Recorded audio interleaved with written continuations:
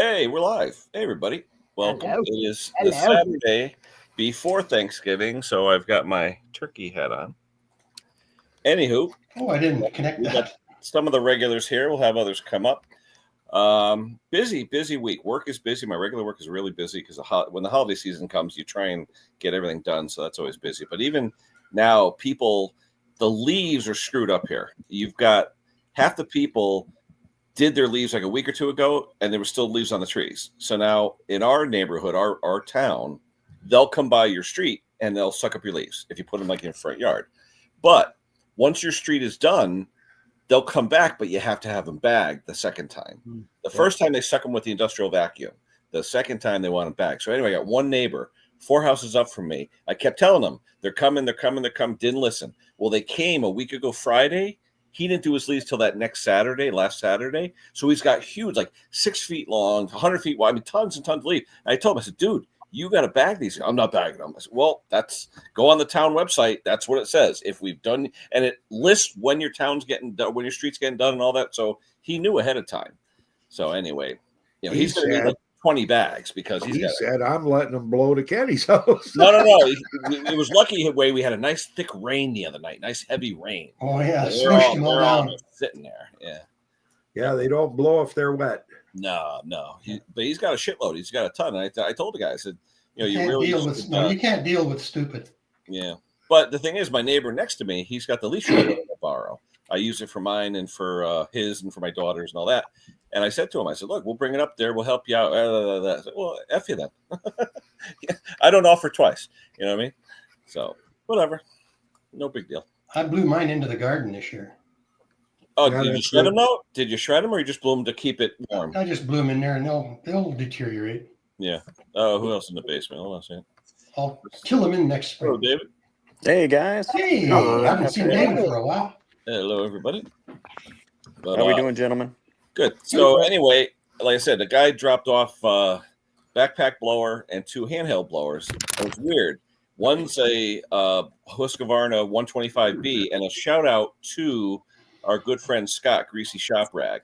I watched one of his older videos, probably 3 or 4 years old, on the 125B, and he said the biggest thing those come in for is the mounting screws that attach the intake manifold to the block. You have to take the whole thing apart, literally, and take the engine out to get to it.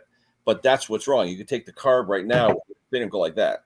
And he said that's where the vacuum leak is, and that's where it won't run good. So thanks to Scott for that. So, hey, Sparky, I haven't seen him in a while. Hey, Spark, hope you and Joe are doing well. Hey, Sparky. I haven't seen Spark in a while. 2 radio shows. Cool. Anyway, there's Steve. Steve, how'd you make out with the bomb cyclone? He writes it right there in the comments. Oh, there we go. Oh, that's good. All right. Yeah, I heard about it coming over there, but I didn't until Dan said it. I didn't really see it. He's on the inside of the street. The people on the other side, on the ocean side, got really hammered. What they got hammered with? A bomb cyclone on the island. Oh yeah. Yeah, bomb cyclone. Yeah. No power for 2 days. Anyway. That's pretty major. That's a lot. Significant. Good luck, Steve. I hope you wake out okay. My sister-in-law is in Nanaimo, so she's around you somewhere, and she didn't have power for a while. Well, this is the time of year for the weird weather. So, Anywho, let me see. Peter's here. Yeah, I was talking to Eric and Tyler the other day. I guess they started memberships on their channel, so now people that want a little extra content or one-on-one discussions and things, they're offering that. So hopefully that'll work out. Everyone say, yeah. See, John only cares about April. Screw you, Steve. Yeah, I think we should have a membership here that everybody drops us off a case of beer, right, Klaus? Yes, 2. One in fall and one in spring. Oh, it's a rubber boot that bends? Okay. All I know is he said make sure the 2 screws are tight, and they are not. Move the whole air cleaner assembly left to right. So, who fell down? I fell down. Oh, are you okay? Yeah, right? Well, Yep, I guess not. Not okay. But anyway, so I got these leaf blowers come in. I did that little short in my community page, and I said, guy brings me a 8500 EBZ Red Max. Nice blower. They're heavy though. They're like the heaviest backpacks. Anyway, brings it to me, says, brought to the dealer. He couldn't get it started. Didn't want to spend any money. His sons can't start. Nobody started. So he leaves with these two handhelds left with me, the 125B and a Ryobi Turbo Fan 2, whatever the hell that is, some two-stroke thing. And anyway, so I put the backpack on top of the garbage can. Like I'm always outside. And I screw around with the choke a little bit. I have to run. And I let it sit 5-6 minutes. It's running good. I'm like, he had already left. I'm like, well, now I got the ethical dilemma. Do I charge the guy? What do I do? So I put out a thing saying, what do you do when you bring someone something, it doesn't start, and you start like a chainsaw? How many guys have to teach the customer the Steel 3-step method to start the chainsaw? You know what I mean? So many people come by, won't start. So then you go, what'd you do? So I actually had to make a video last week. A guy that I used to work with that retired, he's got a MS-170, and he just can't start it. And I said, Stash, his name's Stash. I said, it's a 3-step method. And I told him that. He goes, can you send me a video on that? I'm like, sure. So I sent him a little video, and he said, yep, worked for him. But otherwise, he could never start it, So, but anyway. I have a neighbor who constantly flooded his trimmer. All the time. I told him to go buy a Formix multi machine, because Formixes can actually start on choke. Yeah, but anyway, this backpack, I said today we got like I said, we had that big rain Thursday, Friday, and all that. And a lot of leaves came down. There's still a little bit more left, but a lot of leaves came down. I said before the stream, let me go blow some stuff up. So I start the backpack up, and I tell you, they're powerful, these backpacks. So I put it on. After about maybe 10 minutes, 11 minutes, but not spark, it's fuel. And the last time I had that happen on a backpack, it was just the fuel filter. It was simple as that. So I'm going to check it out and see. I don't think the guy's ever maintained anything. So, we try and be value added when we have a customer. You don't want to just hand something back. Yeah, started for me at $20. No, you want to give them something, So I'll do the fill filter. The carb is disgustingly dirty. It's a WYK or something. So I'll take it apart, make sure nothing's crispy, crunchy, and make sure it's good. Maybe change the fuel lines. Give him, you got to give him something for his money. You know what I mean? Yeah. So we'll do that. But then the Ryobi, same thing, just filthy, dirty. Who knows? I'll get that going. But the Husqvarna, like I said, I saw Greasy Shopwreck Scott's video about the mounting screws. But in this video, you have to literally almost take the engine out to get to those two screws. So I'll do that tomorrow. That'll be tomorrow thing. I did finish the cam swap on the 19 horse or 18 horse Briggs Intech John Deere D110. I swapped out the cam last week, and I put everything together this morning, and starting and running good. So he's coming tomorrow to pick that up. But literally, I've got right now 4 backpacks, 6 chainsaws, and probably 2 people that want tractors and 2 or 3 snow blowers just waiting to be fixed. So it's busy. It's getting busy, Ray of Hope there wants to know if there's something else he can look at on a John Deere X300. The problem with X300 is a great engine too. Surging hunting, yes, the little teeny hole in that Nicky carburetor. Read the rest. Read the last line or sentence. He knows it's a dirty car, but he asks if there's any other common issues with this engine. The X300 Kawasaki engine, it's more just that. Well, the issues you have too, the kill wires. Sometimes the kill wire issues. Yeah. If you're only running on one cylinder, if you think it's running weird, unplug one of them, plug it back in, see if you get a change. Okay, because that thing, there's so much power in those. What are they, 23 horse or whatever? That it'll run fine on one, and you'll think it's good. So what I do is I have that Spark Check R that we like, that yellow spark tester, and you put that on the spark plugs, and that's the best way to tell if coils are good or if your kill wires are good. We use that. But Erica's here. She's saying coils. Yeah. Yep. Coils on the Cowie too. You always have. Usually it's the right side coil. Usually as you're sitting in it, the right side coil, because that's the one that usually gets dirtier than the other cylinder and it overheats and all. And on those engines too, if you're not cleaning out the heads, you're gonna suck up the valve guide and either bend the push rod or whatever. That too. The only bad thing about Kawasaki engines is the cost of parts. So if you got something that looks like it's been through a lot, I would be careful. Yeah. All right. I know the Nicky's on the Briggs twin. The Cowie's got the Walbros. Okay, but I'm just saying, make sure the little teeny jets and all that stuff are clean for hunting. You got any other, Brandon? What about hunting on those FR engines? Anything you suggest with hunting? You know, do those have the little spark setters, the little tiny boxes on the side of them on the Kawasaki's, on the John Deere? Some of them do. Some do. Yeah, some of them do. Some do. But Brandon, he's certified with the Cowie. He can tell us. Hopefully. Yeah, but good engines over good engines. I like the 300. It's got the nicest deck. Takes you 2 seconds to change the belt on it. I like those. What else on F300? 300 is nice because that D110 you were talking about. Yeah, I just finished a cam swap on that. Now, is that a vertical motor or is that horizontal on that? No, vertical. It's an 18 horse intake. So was that an OEM? But the sad thing is the cam that came out of it. Yeah, made in USA, $100. Yeah. But the sad thing is the one that came out, the ACR lever just came out. It's got one little nick in it, like it just fell out. You know what I mean? Yeah. It's that stupid dowel pin in the back. That little dowel pin falls out, and then the linkage. Yeah. There's a plastic bushing in the front that's supposed to be an interference fit for the knurling on the pin, and it just loosens up and falls out. That's all it does. How did you find one? What do you mean? My dealer has it in stock.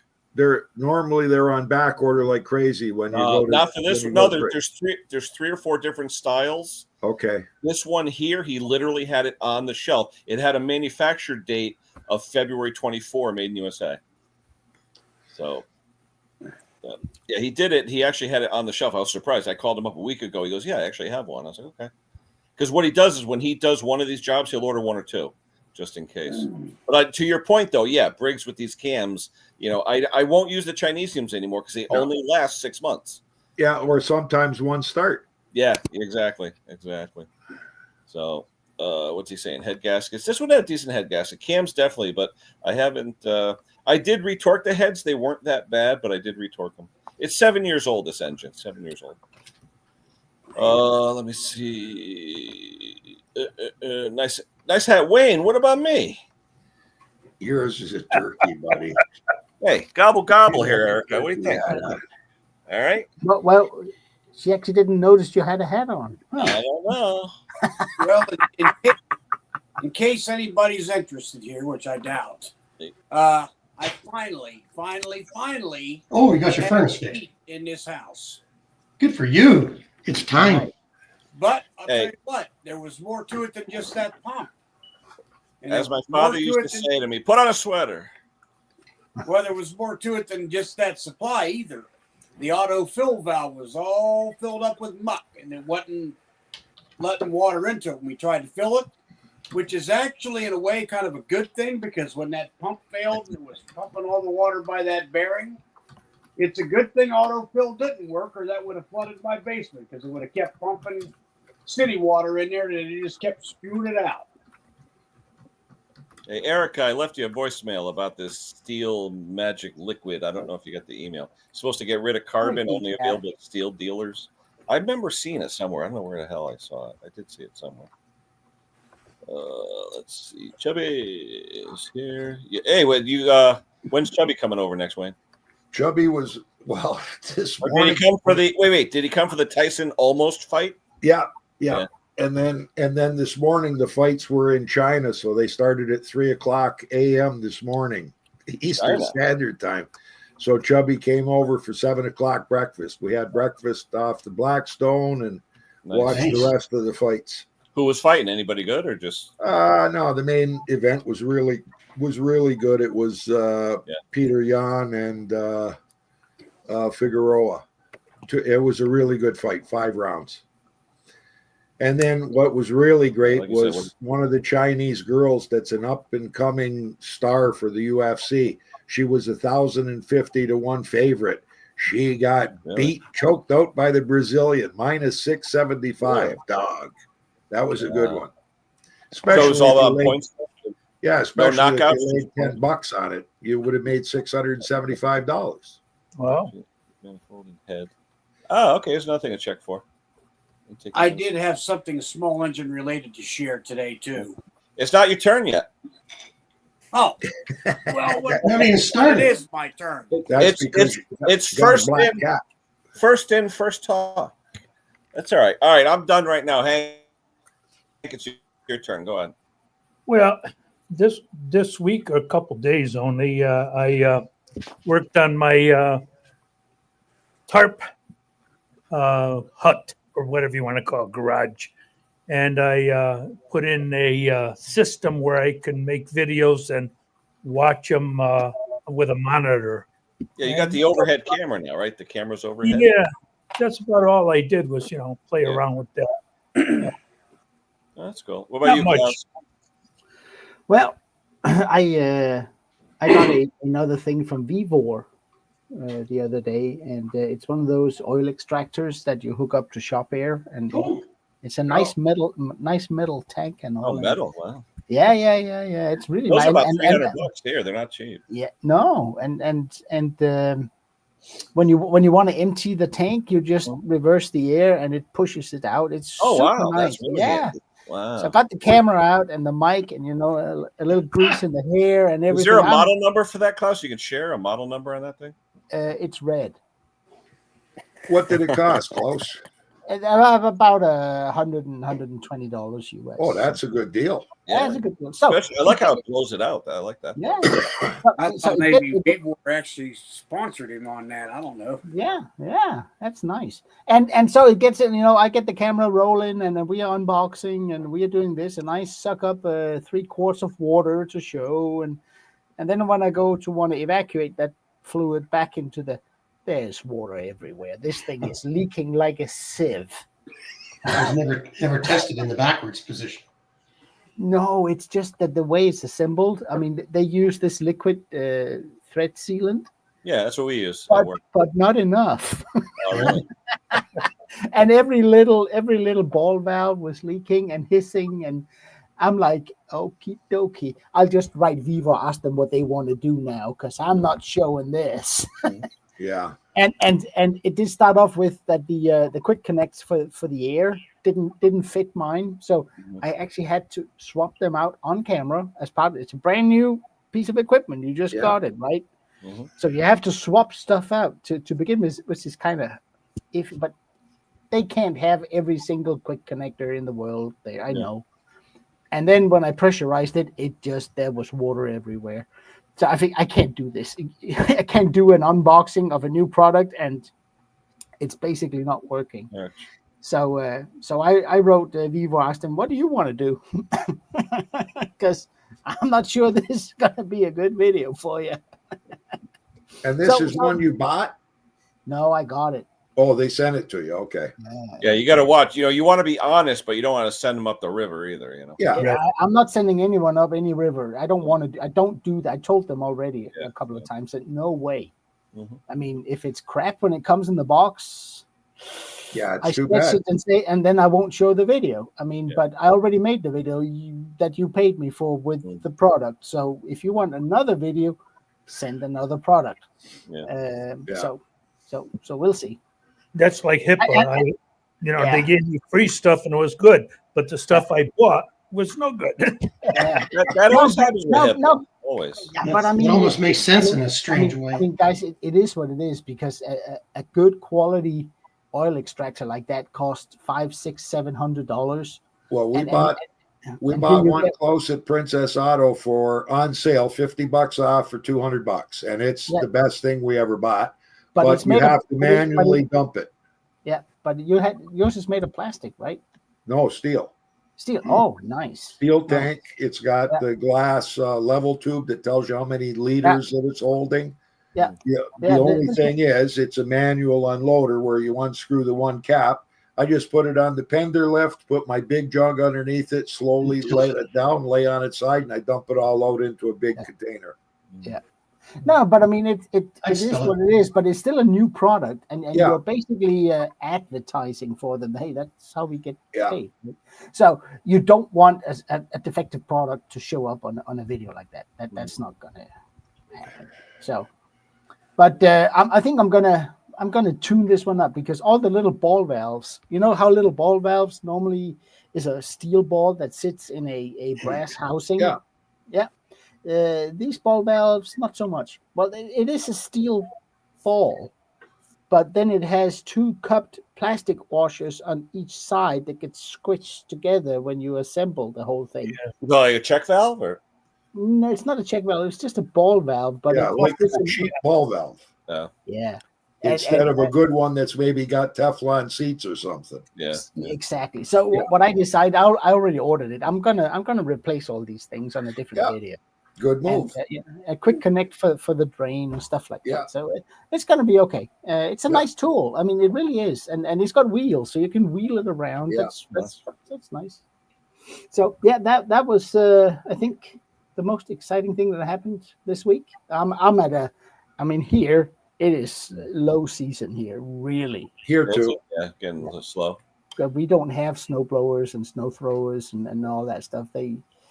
People just don't. Well, there's a couple that has, but not many. Yeah. So it is. It's really slow at the moment. It's kind of nice.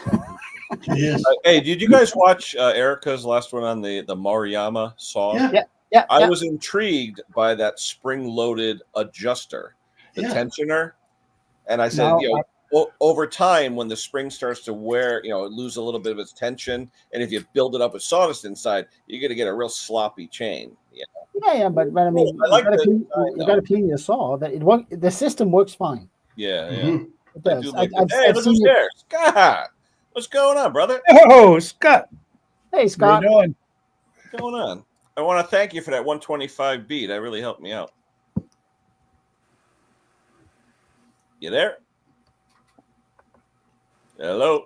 Yeah, I'm You here. hear us? All right, just make sure you hear us. I think I had two things going on at once there. This is the first time I've tried doing this. Cool. What time is it there, Scott? Are you an hour behind us, like 120? Yeah, Okay. Yeah, we're 220 here. So how's it going? How's everything going? it's going pretty good. I got the next 9 days off of work, so I guess I can't complain about that, huh? Wow. Are you home now? This is your home shop now? Your home studio? Yeah. This is where I usually shoot my videos from. I just got the green screen down because it's kind of messy back there. It happens. Yeah. No, I was looking through some of your older videos and stuff, and I didn't realize you were into bikes and all that stuff. So I was watching some of your old playlists and things like that. Bikes in the toolboxes, and Yep. it all started out as a blog in the beginning, and then How's the sales going with your stuff? I mean, with your carb stands and stuff, you selling anything or what? I'm selling a lot of them. I mean, Erica sold a bunch of them for me by showing them on her channel. Nice. Yeah. Cool. Now your place there, I know you're Husky, but what else do you guys sell? We sell Echo and Toro, DR Power. Now you're a rental place or what? Because it says yeah. rental in the name. It's a rental shop, but it's also a Husky dealer and those other brands. I mean, we used to do tents and party supplies, and we had a trucking division. We still have a lawn care division. Oh. Now, how long you been there, Scott? In this place, 13 years. Wow. Okay. Yeah. Did you get trained anywhere, or is it just picked it up? The School of Hard Knocks, There you go. We all know That's that. cool. right? Yeah. Yeah. Cool. Nice. That's interesting. We had a hi Scott, it's Bruce. We Hi, had Bruce. a little store down here that did maintenance and sold parts for small engines, and they had party rentals, everything from tables to napkins, and Sure. In the same place. Like, is that a common thing? Yeah, I mean, I don't know how common it is. There's not a lot of places that do it around here, but the ones that do it are busy all the time. Yeah. We got a big one here called A to Z Rental, and Sure. it's like a franchise, and there's like 4 or 5 of them in Connecticut, but each one of them has different brands. Like the one by me, they're actually like a Gravely dealer, and it's like Gravely, and now that they got bought by Briggs and all that, their Briggs and everything. But he said for the most part, you walk in, like you said, Scott, party supplies, tables, decorations, chairs, and Ladies it's to the left, men to the right. There's a small engine counter with a full small engine stuff. It's kind of weird. Yeah. Well, around here, I mean, it's a small community, and you need to do a lot of things and have a lot of irons in the fire just to Make a living, keep your head above water. Now you're Wisconsin, right? Is Wisconsin? Yeah. Okay. Cheddarhead. Central Wisconsin. All right. Go Packers. There you go. Anywho, now you find yourself slowing down this time of year with winter coming or speeding up? Yeah, actually, and that's why I took the week off, because it's been a little bit slow, and I got to use up some vacation time before the end of the year. Mm-hmm. Isn't Brock from Wisconsin? Is it what? Lewis. Brock is from Michigan, I thought. Is it Michigan? I thought he was from Michigan. No, Brock is Michigan, like Detroit. Michigan? Okay. Yeah. Northern, though. Yeah. Now, Scott, like I know you're into the bike stuff like that, but do you do anything yourself at home with power equipment? Are you into, like, for me, I like Husqvarna saws and things like that, and I like try and like soup them up and do stuff like that. Do you do anything like that on your free time? No, my free time is used stripping saws and selling them on eBay. Oh, that's right. You got an eBay channel. Yeah. That's right. Yeah. So actually, I was just out in the garage today. I had to get it organized enough to pull the Ford Explorer with the snowplow on it in there. I like to store that in the garage for the winter. And I had to move a lot of stuff to do that. Does your employer let you take the scrap saws and trade-ins and all that, or what? Yeah. Oh, that's good. So a lot of, if someone wants to trade something in, Yep. We try to just break even at the shop. And we tell them that. We say, if, we think we can resell it for $100. Yep. But it's going to take 20 to fix it, and we're going to offer you 80. Yeah. Okay, so it's kind of a convenience for someone buying another piece of equipment. Sure. Sometimes I just buy the stuff outright from them rather than taking it on trade, and then I use it in the eBay store. Yeah. Hey, I was going to ask you, for some reason, 450 Ranchers, I've gotten like 3 of them in the past 3 weeks, but one of them, this guy, he tensioned the living shit out of the chain so tight that I think the needle bearing roller burnished the crankshaft 5,000ths undersize. Yeah. I could take the sprocket and go like this with it. Yeah. Erica just did one like that. Yeah. Is there a specification though on the crank diameter where the needle bearing and drum go? No, I looked that up. I don't know if you posted that comment. I posted it in one of your videos, but I was trying to look for like maybe 500 plus 1,000 minus nothing or something, but I couldn't find anything. Well, I looked in the official Husqvarna workshop manual, and there's no specification for the stock crank diameter. And ironically, a week or two later, a guy that I work with brings the exact. Well, no, the one I had initially was a 450 Rancher E2. Okay. Yeah. The second one that came in was just a 450 Rancher. But the sprocket felt a lot tighter. But the problem is you can't get a micrometer in there all the way to get a good measurement on the whole thing. Because Klaus was saying, too, if it roller burnished, you'd see like the divot where the rollers were. Yeah. Roller burnished in there. But, this one that he gave me, of course, straight gassed it. He lent it to a neighbor. So he goes, keep it. And I was like, really? Okay. So easy enough to throw a cylinder and piston in and all that stuff. And I've had a lot of luck just taking the aluminum transfer off and just popping like a Duke's pop-up piston in there or something. Right. Yeah. And but maybe someone could correct me if I'm wrong, but I do believe that the drum metal is softer than the axle shaft. I don't know. The drum itself did not. I took a brand new drum with a dial. If you have wear, it should. Unless you have a really bad needle bearing that's really been chewing around in there, you should see the wear on the drum rather than. I don't know. I think those drums are pretty hard. Yeah, the needles are very, very hard in a bearing. Yeah, but what I'm saying is he had it tensioned so much so that the needle on the back, I'm sure, just acted like a roller burnish and just wore itself. And he had a carbide chain on it because he was doing dirty wood, and he just figured he'd tighten the hell out of it. So I would blast through the nails and all the dirt and everything else, But hey, I'll be about 5 minutes. I gotta go. Okay. All righty. But Scott, I meant to ask you too, your video on the 125B, and Steve had commented too just now. I have one that came and won't start, and I could rock the carb in the air cleaner a little bit. So I'm assuming the 2 screws that you said in your video. but you got to take the whole thing apart to get to them, correct? Yeah, it's an 18-minute job. Yeah, and then Steve was saying something about a rubber boot. Something about a rubber boot. What I don't know what he's talking about with that. Some rubber boot or something with that intake. No. Is there a rubber boot in there or something? No.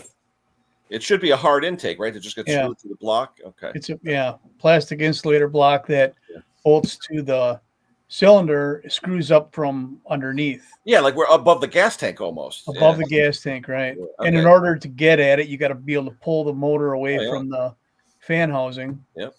And it made me nervous. I was watching your video. I'm going to take a piece of cardboard to make sure I don't screw up the plastic screws versus the machine screws, because you said on one, you got 2 of the regular and 1 of the other, The worst part actually is after you pull the fan off, there's 3 bolts that hold the motor to that housing. Yeah, you had one that was loose in that video. Yeah, but didn't sometimes you you get them where they break off. Yeah, you said, was it the engine mount broke off or something? Yeah. Huh. Yeah.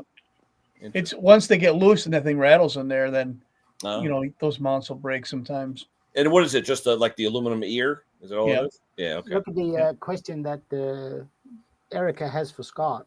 Hold on. Unlimited. Ooh, 3120. That's a big dollar saw. I don't know the answer to that. Yeah, but Scott, is it true? I mean, I know on the 372s, the unlimiteds were blue. And the regular, or no, I'm sorry, the limiteds were blue. I think you got it backwards, yeah. Yeah, limiteds were blue, the unlimiteds were black. But I don't know if they did that with other sizes. I don't get a lot of 3120s in. Probably it's mostly milling, right? For milling saws? No, they're just a big saw. It's a huge saw, 120 cc. Yeah. Wow. Yeah. I mean, I'm not hot riding stuff. I mean, just fixing stuff, Yeah. Yep. I needed one of those. What was it? The primer bulb with the 2 mounting holes in it the other day, and nobody had one. We got them. Poulan? Was it going in a Poulan? Yeah. Yep. Yeah. Actually, the same thing as you. Woodchuck. It was definitely a woodchuck, land shark. Yep. Guy gave it to me. He goes, I haven't used this in years. It won't start. You want it? I was like, all right.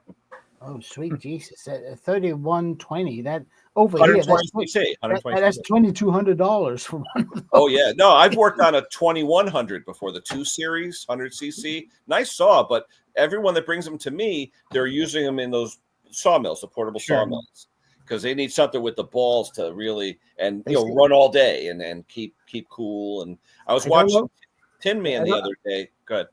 No, I'm not sure if they're right, but it says here on the Husqvarna homepage it's one of the strongest saws you can get. Oh, I'm sure. Yeah. Right. Wow.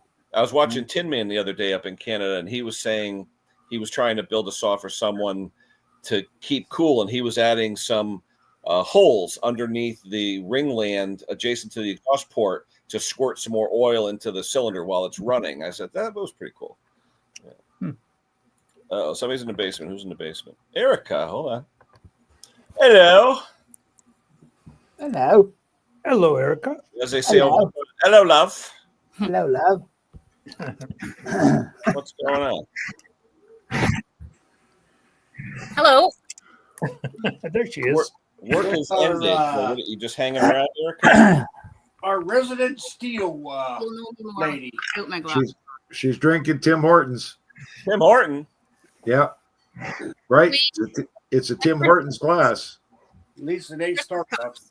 Wait, is that a Christmas Tim Horton glass? Look at that. Holy cow. Yeah. Deck the halls. There you go. Yes, it is. What's new, Erica? I got my hat, but I'm not going to put it. I guess I could. I had to switch mine It's out. turkey time. Soaking wet. Next week. Relax, Kenny. You make me buy an ugly sweater for later. Yeah. I know. Anyone coming, just a reminder, anyone coming on my Christmas live, you got to wear an ugly sweater.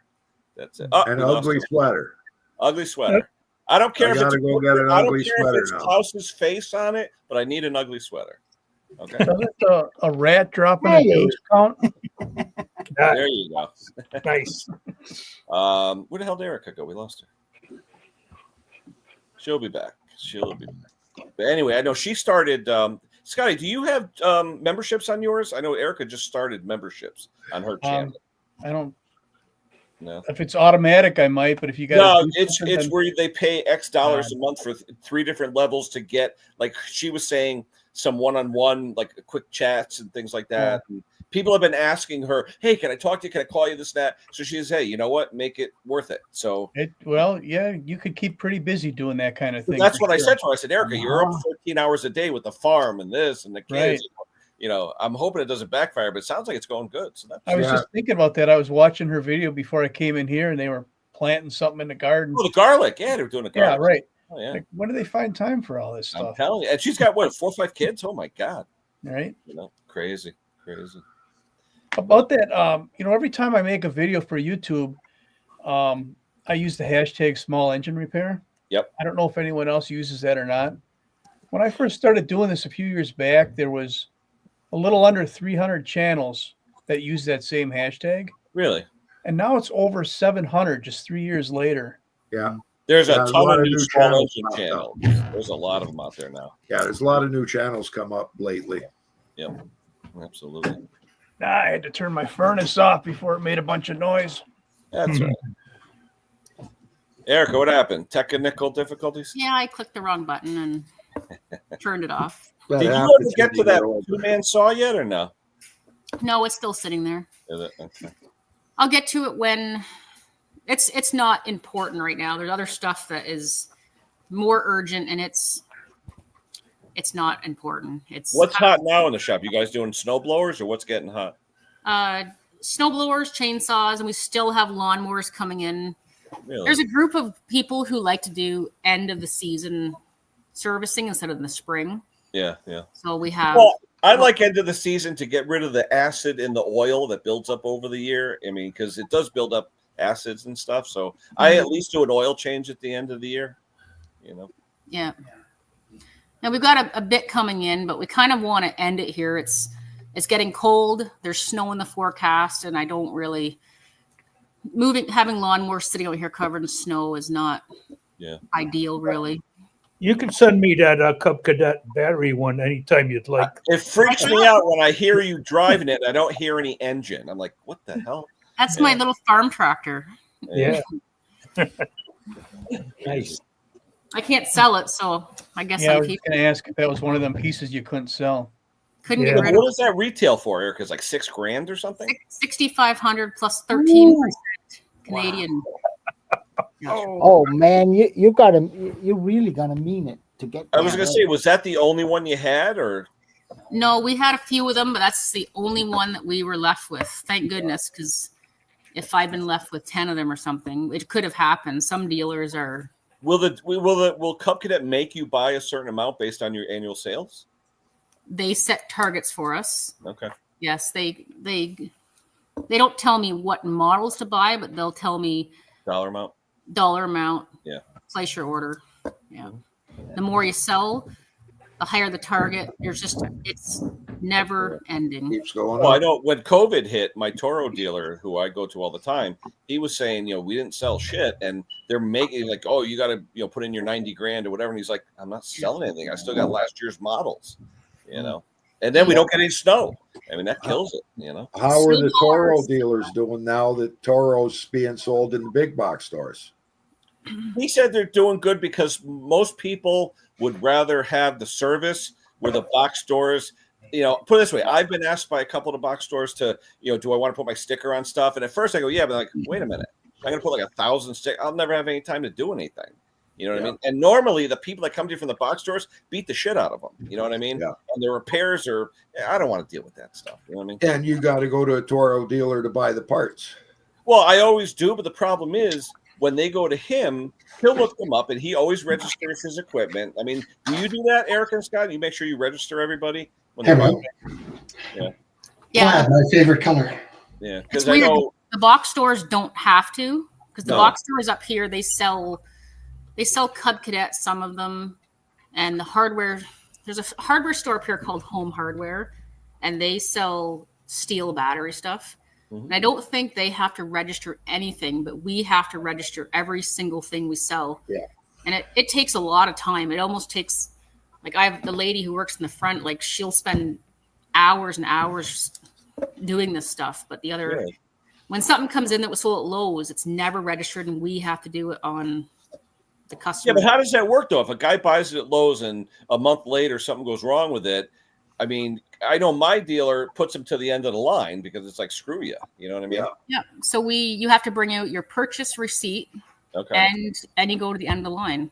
We take care of our own first. So if you buy it from us, you are taken care of first, and if you didn't buy it from us, then you're taken care of last. Yeah, I mean, but I know a lot of these guys will come in. I don't know, how am I supposed to have a receipt? I don't have. I bought it with a credit card. I don't have a receipt. If there's no receipt, if there's no receipt, then we can fix it, but you pay for it. No ticky, no laundry. That's what we say. Yeah. And if they're not registered, they're not under warranty, right? Actually, you know what Cub Cadet will do is if you come in without a receipt, they'll base it on, I think, the date of manufacture. Okay. That's smart. I think that's what we'll go by. So if you bought it, it could have sat in the store for 2 years though. So if you bought it and I looked up,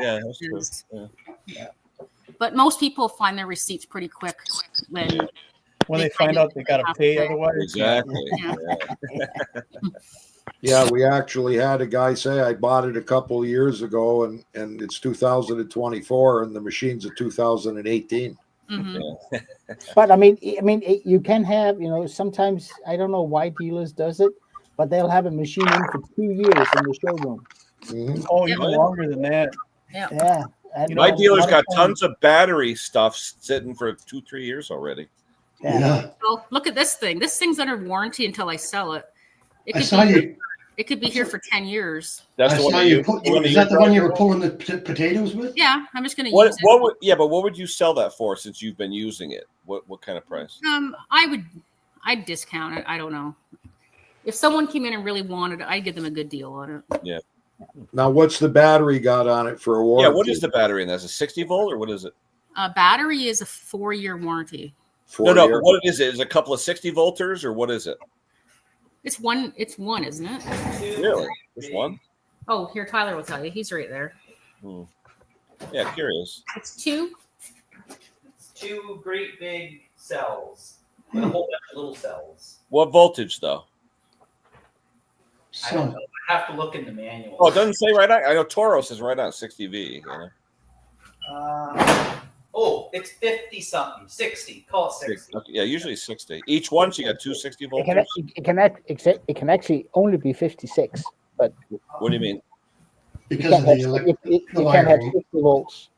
It's like when you buy a rattle gun, it says 20 volts on it. That's a lie. It's 18. It's 18 and 22. Yeah. Oh, because of the cell size? Yeah. 2 volts per cell. It actually works really. It cuts nice. Yep. We cut grass this summer, and it does work really good. And it's nice not having that gas engine noise. Yeah. And then now we use it we tow each other around. We go to the garden. The kids kind of play with it. How long does the charge last? Or do you keep it plugged in? No, we don't. We can probably, if the mower deck's not on, I could probably drive that thing around for like 8 hours probably.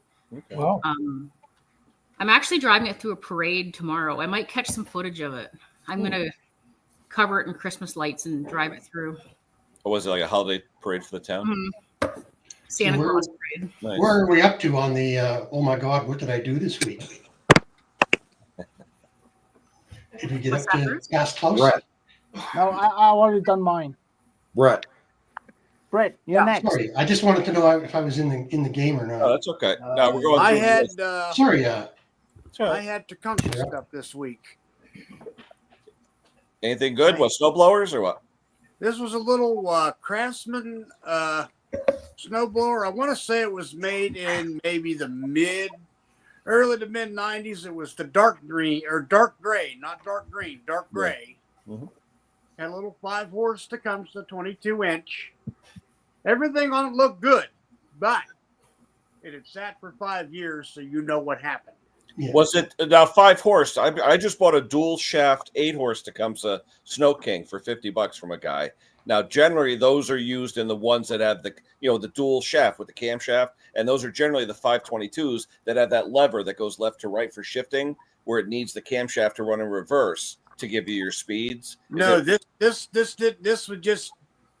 This didn't have any speeds. This was just a single bail on the bottom like a mower. All Really? you had was forward. Was that the one with the plastic transmission? Hey, Snack It time. was a, Hey, it was Mrs. a Kitty. I know it was Lunch. an MIT-made machine. thanks, honey. And he just Bruce, how wanted do you to get run one it. of those? I want to get one of those. Oh, Bruce. it's been a while. She said, I heard you complaining about lunch. But anyway, so long story short, the carburetor was beyond salvation. So I had to change that. I had to fix the cable for what engages the auger. The guy didn't want to spend the $80 for the new cable, so I was able to hose clamp it to keep it in place. Got all that done. Ended up getting another carburetor for it, and basic tune up. The oil in it was like brand new, and 2 poles fired right up, electric start. There you go. Cool. And I had a Pullin Pro 22-inch hitch trimmer, and it actually needed a whole new carburetor too. And then I had some steel saws this week that were just basically tune, clean, and sharpens. Yeah. Now, do you grind your sharpener or you file? Grind. Grind. Okay. What do you do? Now, here's the thing. What do you do about rakers? Because that's like the hot topic lately. Yeah. I do the first one by hand. But I mean, which gauge do you use to do your rakers? Or I do them at 25. No. But which gauge do you use? Because you have the flat gauge that goes on 2 teeth. You have the Husky or the West Coast gauge that only goes on 1 tooth. Which type of gauge? Mine lays across 2 teeth in that little. Okay, that's like the Oregon. And there's the style. divot in the middle when that's you're the Oregon style. Because the Husqvarna and West Coast saw uses a single tooth where you just lay it on the end of it, and you're only doing it's based on an angular geometry. You know. Yeah, mine, the one I use, lays across 2. Yeah. And then the first tooth, what I do is I file it by hand to get it even with that divot. The only thing you got to watch, though, when you use that flat Oregon tool, if a lot of the teeth are different depths in the cut, you won't get an even raker depth. You know what I mean? Well, I find one. Yeah. I check them all. I find one, and I set it to that. And I have one wheel that I have with the machine. Yep. I think it's either the 1/4 inch or the 5/16. Mhm. I ground a bevel to it because I leave my tilt at 60 degrees. Yeah. For all chains, because I've always had good luck with that. I basically dressed the wheel to what had that 60-degree thing. That way, when you pulled it down, that was flat. I'd set the first tooth with the so you're grinding the rakers? Yeah, okay. very lightly. Yeah. No, like I said, the first one I file. Yeah. The first one I file, and I use that as my reference to for the grinder. Yep. Well, that's cool. And then I go along but I think my next investment, I think I am going to think about, at least for the one down at the shop, because there's more chains down there that I get here. Yeah. I'm going to kick the idea around CBN wheels. I want the 1/8 inch and the 3/16. Well, you're talking about $1 to $1.20 a piece for those wheels. Yeah. Right. But as many chains as we no. Especially the carbide chains too, Well, we don't do carbide. That's diamond wheel. Yeah. Nice to meet you, Scott. For one time, I tried. The guy didn't tell me it was a carbide chain. Yeah. I put it on a machine like I normally do, and I had the pink wheel on it. And I put that down on that thing. Well, didn't do anything to the tooth of the cut. I was going to say, it's like dressing your wheel. Yeah. Yeah, it reprofiled the wheel. Yeah. Oh, yeah. First thing I heard, it's like, all right. That's carbide chain. We can't do this one without getting a $200 wheel. Yeah. All right. Let me move on to Mr. Wayne. What's up there up in Eliminator Performance, Wayne? Well, I'm going to tell you what we do with chainsaw chains here at Eliminator Performance. I'm curious because I tell a customer to go to our still dealer, Bud Small Engine Repair, buy one, get one 50% off, and let them sharpen the other one for them because they got the tools. Really? It's just not that we quit doing the 2-strokes. We don't do them like I told you guys before. We'll put the kinetics fuel in, change a plug, and clean out a spark arrestor. That's it. Otherwise, 5-star gets it and well.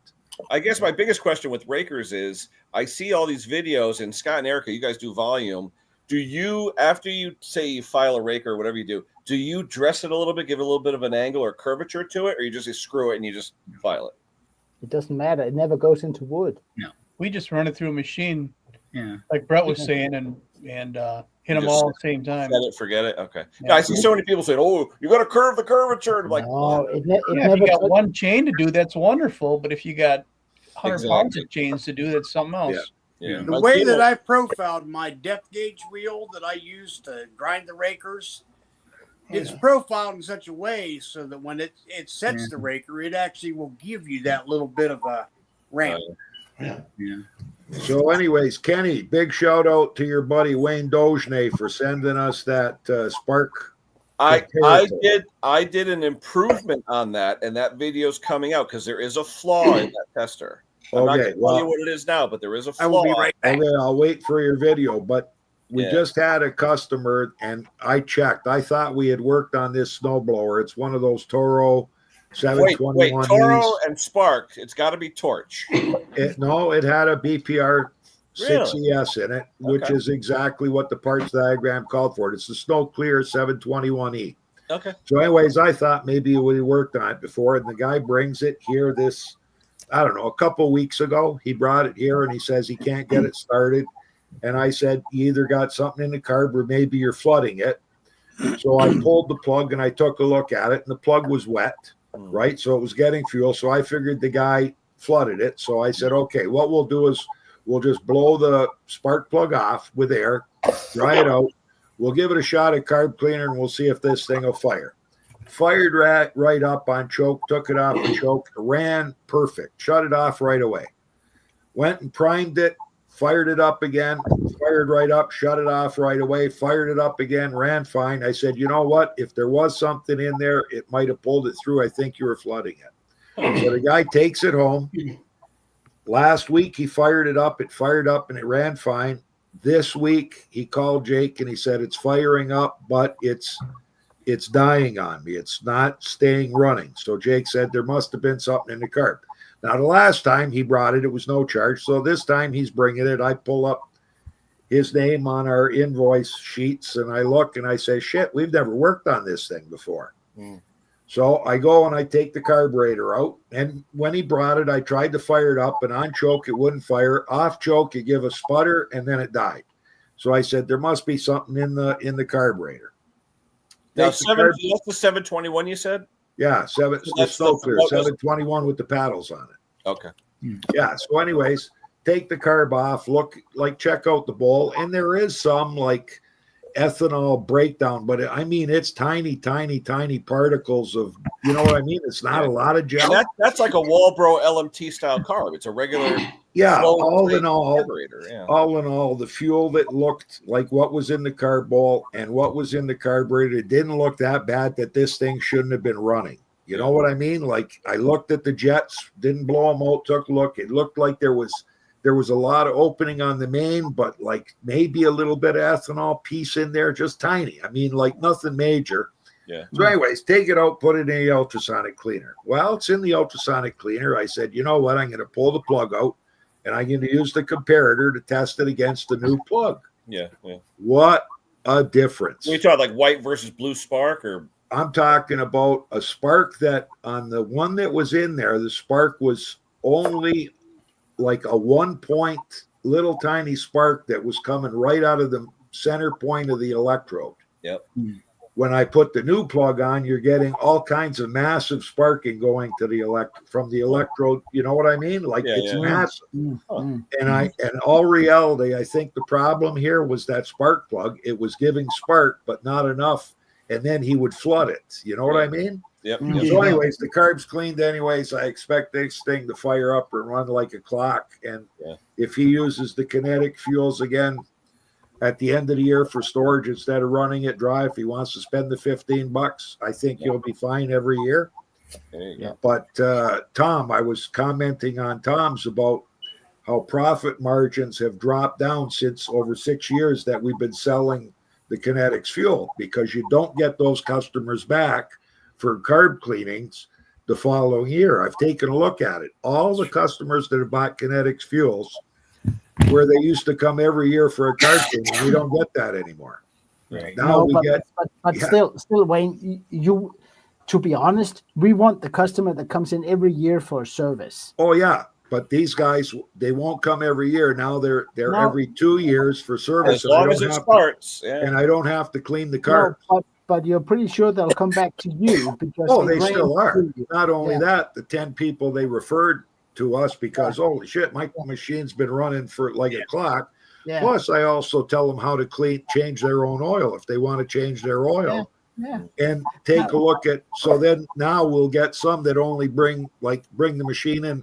Can you sharpen the blade, undercoat the deck, clean the deck, change the spark plug? I've already changed the oil. It's running like a clock. I need a new air filter. You know what I mean? We have carb cleanings have been reduced like dramatically. The carb cleanings have gone down the line for anybody that uses the kinetics fuel. And I think I mean, a couple of towns over, we have a steel dealer, and sometimes I'm forced to go there if I'm in a pinch. and well, I have my own steel dealer that I normally buy from, but sometimes they, stock and all that. And I was over there a year ago, and he gave me stick for making these videos on YouTube. And I said, well, why are you giving me stick on that? Because then people won't come and say, are you simple or something? Yeah. Some people will fix their own stuff, whether I am here or not. That's and what some the point people is. will come to the dealer and have it fixed, whether I am here or not. If you have so low self-confidence in your business, don't take it out on me. Yeah. I got a little pissed off because some it's like the ones that say, oh, we shouldn't sell all this alkylate fuel because then we don't have any carbs to clean. Are you dumb as a door? If you don't sell it, your neighbor will. But I find though that when I don't use the Aspen or alkylate, they'll call me up. We didn't have snow for 3 months, and now it won't start. I won't get that call with the Aspen, and a lot of times they'll appreciate it. Yeah, but you see, if you actually talk to your customers, Yep. and you tell them this thing will now fire, this thing will now start, but do yourself a favor, bring it over once a year for an oil change and some lubrication, and you will have a machine for 20 years. Yeah. If you just keep going until it stops again, you won't have it for that long. It's that simple. Klaus, I looked the other day. I have over 600 customers. I've been doing this for 24 years. And like I said, side business. But there's one of them. I'll get the guy. Yeah, you just tuned it up over the summer. Yeah. 3 years ago. Yeah. And but I mean, some people just, you can't help them, and they'll come anyways, because if it's not the fuel that kills the machine, it's something else. Yeah. Well, I love the ones that come over. They act like they're your first cousin or something. Yeah. Like they want the family discount. Yeah. Well, I have family discount. I'm going to jump in. Discount that everybody else gets. It's like, I'm a friend of a friend of a friend of a friend. It's like, that doesn't make you related to me. No, but the price is still the same. So that's nice. No, but I mean, when dealers, and I've heard it a couple of times, and not only steel dealers, that we got a Husqvarna dealer who's a little bit like the same, and he goes like, we can't give that away because then sit down, relax. Just because if they're good, they'll have the value. It doesn't mean that they will do it. It actually requires tools and knowledge and blah blah. But based on that sentence, though, because I want to ask Erica and Scott, you guys see a lot of customers. How often do you guys refuse a customer? Is it only like the real cheap crap, like units, or when do you say no? Well, I don't think we say no unless they got a history of, like, we can't believe they walked back in the door kind of thing. Yeah. So, Scott, does your shop, do you guys take in any, like you take in Still, obviously, and Husky, like, will they accept just any brand? Yeah. I mean, like the other day I had a 18-volt Milwaukee chainsaw come in.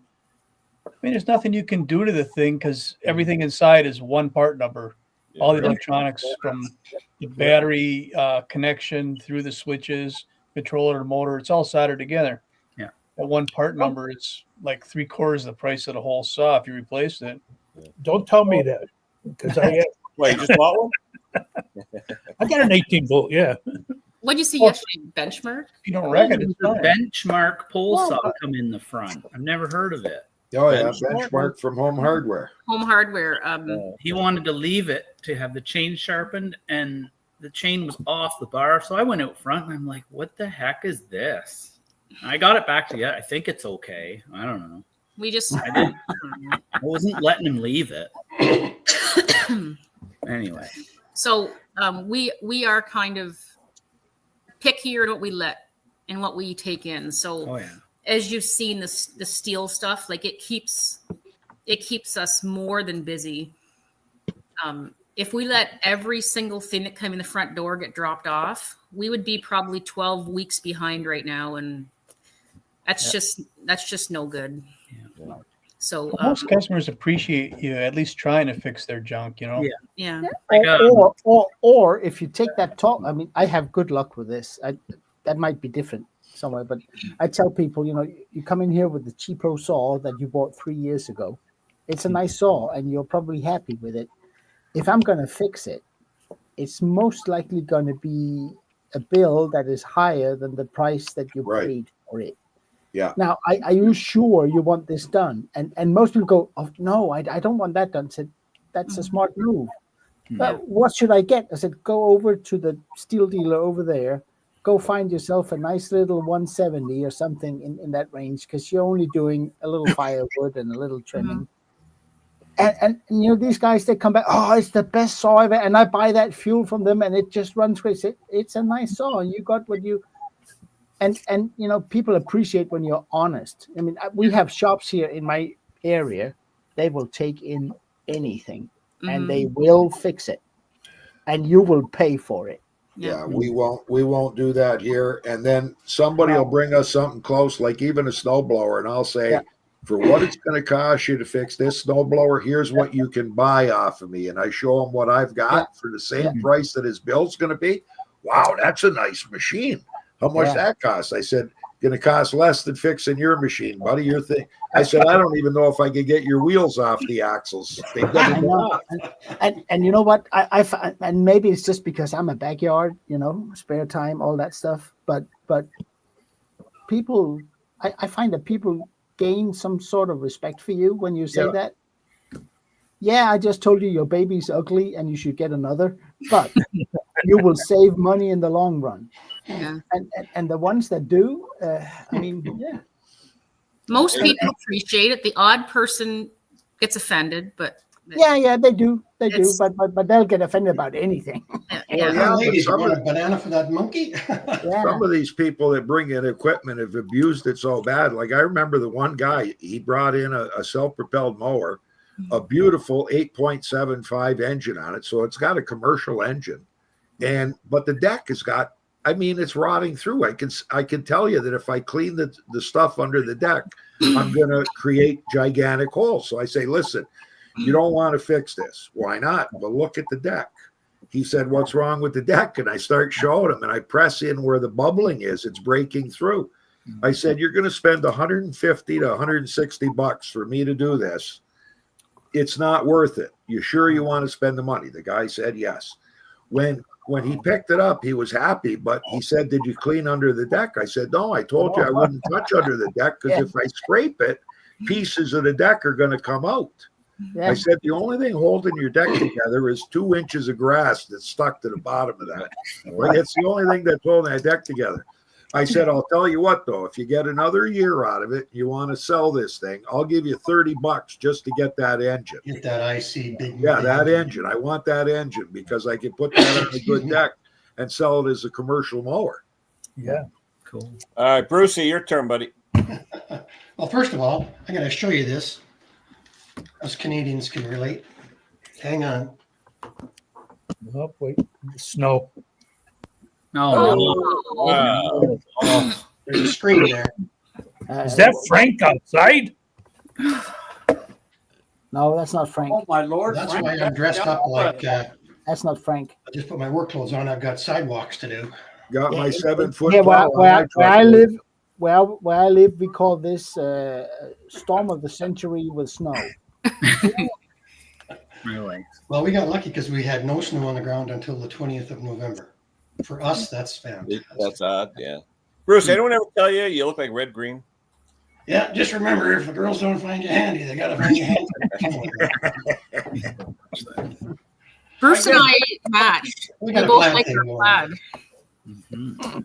Yeah, I don't have my I- plaid on today. We had Just a some quick thing, Erica. Have you talked to my niece yet?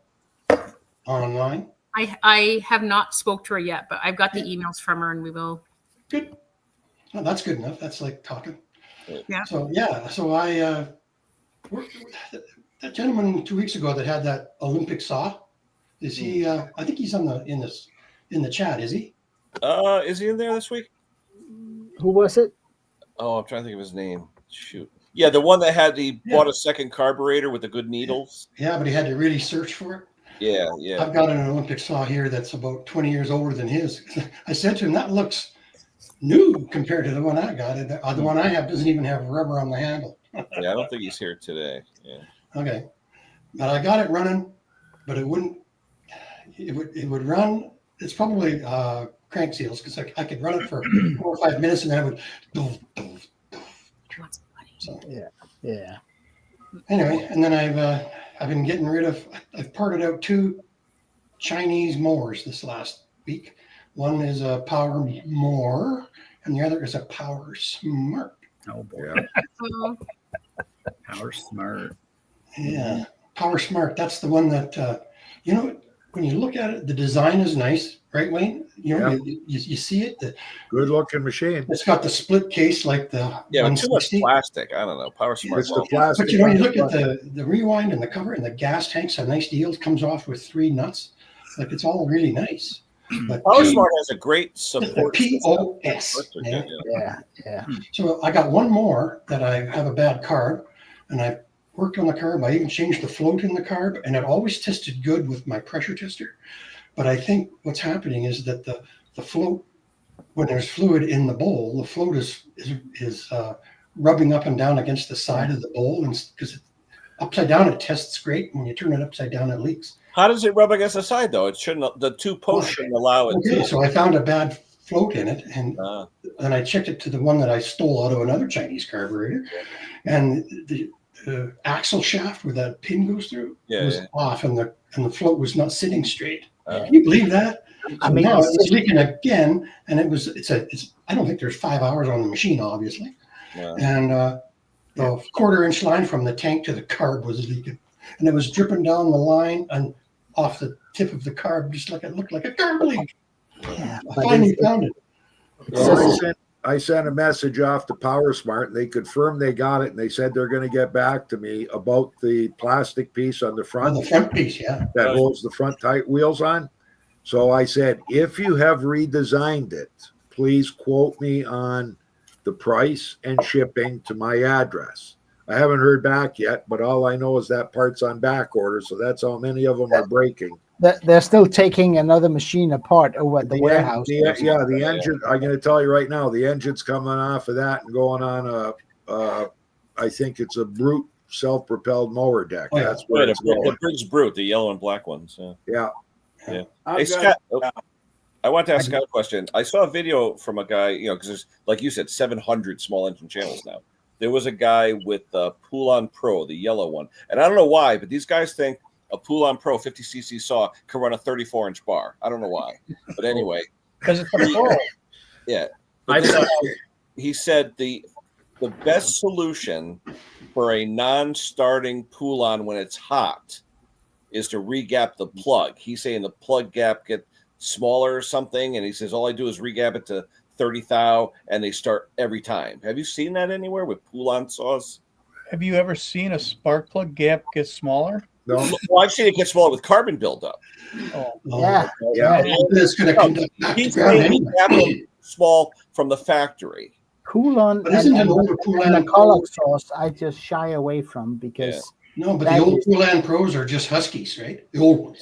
Yeah, they're the lower grade Huskies. But the thing is, this guy was saying that they're gapping them at like 20 thou, and he says take it out and put it to 30, and it'll start every time. I was like, well, then why wouldn't you do it when you bought the saw? Well, there's never you're never going to have a decrease in distance. No, it always increases because it wears, it deteriorates. Yeah.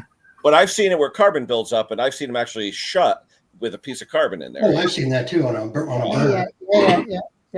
I mean, the biggest issue I have with McCulloch / Poulan, because over here that's the same thing, is AYP products made in China. Is that if you need a gasket, say an intake gasket, you can't buy it. You have to buy the gasket set. Yeah. Which is like $25 to get one gasket. So those things are not made to be repaired. Honestly, they're not. Like Brian at 5-Star called me up for an auger pulley for a Briggs & Stratton engine. And when I went and checked it out, I can get him the pulley, but it comes with the drive pulley, the bolt, the washer, the lock washer, and it costs $105.77. So you're paying, and he only needs the auger pulley, right? So he just did a video on it where he took it, somebody had put it back on and didn't put the key in. And what it was doing, it was slipping on the auger pulley. Spinning on the auger pulley. Wore the auger pulley ID out by 30 thou. So he was lucky. He took a 64th hardened shim stock, bent it on the inside, and rebolted it on. Works like a clock. He cobbled it, right, Erica? Cobbled, yes. Like a shoe cobbler. Yeah. Hey, I want to give an update to Robert's engine. Robert is in the title of this stream is updating on Robert's engine. Anyway, as you guys know, Robert bought an engine. It needed a fuel pump. The fuel pump that he had, unbeknownst to him, was cracked. So he rebuilt the fuel pump, and like fuel. Well, it was cracked. So Tyler was going to send him a new one. Then the Canadian Post Office went on strike. Okay, whatever. But anyway, so Robert takes the stock Briggs McCuney one that he has, hooks it up, says, it's running great, but it didn't have any oil in the engine. He's got a seized engine. No. We're going to have to try and figure out how we can get this thing unseized. So that's the update on Robert. He's with his sister in, I believe, Tennessee for the holiday. So, Robert, if you're watching, have a good holiday. We'll talk to you when you get back. Oh, wow. It didn't have oil in it, and he got it running. Well, yeah. Wow, I don't know if it. We'll talk to him next week. Yeah, I don't know when the oil was taken out, but he was sort of disheartened when he said, "I got it running." That's why Jake made the rule here. That was an IC engine. That's one of the cool nice ones. I know. Jake made the rule here. If I take the oil out of an engine, if I don't put a tag on it that says no oil, I'm fired. Now I don't get paid. Wait. Honestly, with all of us here, honestly, I've started push mowers and snow blowers without oil in it probably 3 times in 24 years. No, usually the first time I hear it start, shit, and I kill it. I haven't had one locked up yet. No. I've done it on a tractor once, and it went It started. I went and I shut it down. And there was no oil in it. That's the only time. Employees do it. I mean, I'll wake up at 2 a.m., bathe in sweat, go out to the shop and check. Okay, it's got oil in it. I'll go back to bed. Yeah, but you talk about wake up at 2 a.m. I had a customer where I tuned up her Tecumseh powered snow thrower. It was the yellow and white MTD, whatever they call it. It's a yellow and white color MTD. But anyway, I said, on the end of the Tecumseh oil drain, you have that 5/8 hex plug on the end. Yeah. I said, did I hand tighten it or did I tighten it? And next day, don't ask me why, we had a snowstorm. All right. So I call the lady up. I go, have you used your thrower yet? She goes, no, I'm going to go out there in about an hour. Be right there. So I left work. I was literally at work because I was so scared she could blow the engine. I go drive all the way to her house in my town, drive to her house, and sure as hell, it was only hand tight. I was like, oh, thank God I remembered. It would have been drip, drip, new engine. But those are the ones, though. Klaus, you said it. You get up at 3 a.m. Shit, did I put that retaining ring back on? And I know. Yeah. And it's thank you, OCD. I love you. Or you're looking in your workbench and you see an E-clip and you're like, what the hell was that from? I'm trying to go back. What did I just work on? I have turned guys down that came to pick up their stuff because I found an E-clip. Really? Yes. You never know. You can't have it now. There's something off here. Chainsaws and Oh, I've been down on, yeah. You can't have 5 o'clock in the morning, the guy's going to be there at 8, and you're in the shop and you're going, oh, I've got to do this. But I usually always finish them a day before. And then if they'll start and go and run a full 24 hours after you've turned it off, then they're good. This always happens to me. I mean, I'm when I'm done with a job, I always clean my bench. Oh, right. I learned that from someone. You guys no missing I learned that from someone. Can I interrupt? I clean my bench. I got to interrupt you, Klaus. I'm not OCD because the alphabet is A, B, C, D, E, F, G. So I'm actually C, D, O. It's the alphabet better. I know. We are CDO. But no, what I mean is that sometimes if it gets too late at night on a weekday and I have to go to work the next day, I just leave it. And I come back the next day. And that's when my problems, because that's when I found that nut or that screw or that C-clip. Like, oh, crap. It could be the beverage you were drinking too, Klaus. It doesn't use C-clips. It's got these. This is, by the way, I don't know. You guys are not from Denmark, I know, but this is the yearly Christmas brew from Tuborg. Oh yeah, I've had the Tuborg beer. Yeah, and how's that pronounced? Julebrig. Julebryg. It means Christmas brew, and every the 27th of November they have what they call J Day. That's when they release this, and everybody's out on town and getting hammered. So this is. Does it taste like a regular IPA or? No, it tastes like a malty, a little bit stronger than a regular Pilsner lager. It's really good. It's really good. It's a darker beer, right? It's a darker beer. Yeah. It's got a hint of licorice, a hint of something. Oh, that's nice. And just a hint. It doesn't taste of licorice, but it's just a hint. It's really, and they only sell it from November 27th until December 31st. Then it's out of the stores. Can't get it until next year. That one must be a year old then. No. Oh, it's the 23rd of November. They take them back and destroy them, and then because it's a marketing thing. Yeah.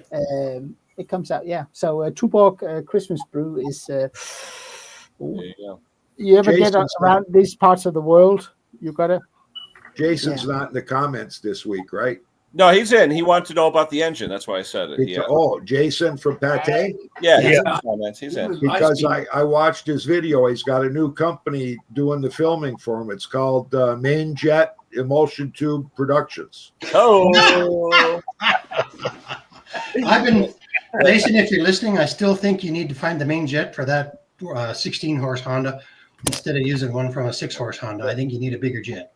Those that didn't watch, was it last week or the week before? That was last week. Last week. That was last week. Pate entertained us with the rebuild of the pressure washer. Oh. And the funny thing was, he started it up and it was like running kind of crappy. And what's it, Condon, James Condon puts in the comment, did you put the emulsion tube back in? He says, sounds like about 20 minutes rich. later, we get a little video showing a picture of the carb, and guess what was missing? Oh no! It was running with a full open. No jet, no nothing, just full gas. It was running. So, that was funny. I must have drank a cup of fuel. Now that's happened here too, where I didn't put my carb parts in a container where I could see that I haven't put everything back in. I'll be down after. Yeah. I've done that with the Nicky carbs for the Briggs singles. Lost the little brass jet and forgot to put it back in. Mm-hmm. You need a Trudy Pender baking tray. Yeah. So, hey Scott, any funny story this week that you saw? Funny with special? Not funny. I mean, we got some snow the other day, probably 3 or 4 inches, and went out for the first time this year. And one of the guys that got a brand new $6,000 Snow X salt spreader put on the back of his truck, decided to crack into something with it. So that was kind of interesting. Yeah. You guys get a lot of snow out there, right? Wisconsin usually gets hit pretty good. I mean, in a good year, I suppose but it's not been so good lately. A lot of salting. Yeah, we don't have that. We have a bit of salting, but nothing like. And we don't have rotting decks here because it's on a summer day it's 15% humidity, not 90 like some people get. Yeah, that's us. Yeah, but Wayne talks about rotted decks all the time, and I think I've had one rotted deck in 2 years. Wow. It's probably somebody that moved in from Southern Ontario. Probably. Yeah. It happened. Lots of people moving to Alberta from Ontario. Right? Yes, I wanted to ask you, how are you making out with your memberships? Talking to me? Yeah. You talking to me? What do we have? 8 or 9? Yeah, it's. I'm working on something, but we've got quite a few people who have signed up. A lot of them just trying to support the channel. Like the more support the more attention I can pay to it, the more people I have kind of, and that's what I'd like to do. As if you need something else to do. Well, I would like to let explain that membership. What is that all about? Sorry, Scott. Explain that membership. What is it all about? What do you get? So you can go in and you can kind of make it exactly what you want. So you can offer perks to people who, like some people will release a video, but your members get to see it first, and then non-members will see it later. So that's one thing. Another would be maybe doing like lives with your members, and you can kind of chit chat one-on-one with them. But when you set it up, it gives you all kinds of options of things that you can, just little perks you can give somebody, and you can set your price. Like I have a membership. It's off Patreon. Is it off Patreon? No, it's through YouTube. Oh, okay. I think you can do the one I'm doing is through YouTube. I don't know a lot about this, but Patreon takes too much of a percentage. Yeah. You can set the price. Like I think it's set at like $2.99 a month, and I mean it's. I just figured you wouldn't have enough time in the day with all you got going on. That's what I said. Well, I don't have a lot of time. I want to let some things go, and I want to put my attention really into this. That's what I want to do. So you said, I think I remember you saying that Tyler was setting up an area for doing repairs and videos, right? Can't wait. I might do a bit of bigger stuff, the stuff I'm working on for here, but not there yet. On the same channel? No, we might actually. I don't know. I think we're gonna leave the channel the way it is, and maybe start like a his and a hers channel, and they're kind of like they talk about each other. I walk through his, he walks through mine. But if you want to see 2-stroke stuff, you come to the one channel. If you want to see 0 turns and lawn tractors and generators and that sort of stuff, you come to the other channel. So you could call it divorced with small engines. We've been playing around with this. Like, what do we call them? Like married with small engines, divorced with small engines, or like his and hers, or the wife, the husband. I don't know. We could do something funny, but separated small engines. Yeah. You're doing great though. You've got 20K subscribers. That's for the new world. That's for starting out. That's good. Yeah, it's good stuff. I got a quick question here.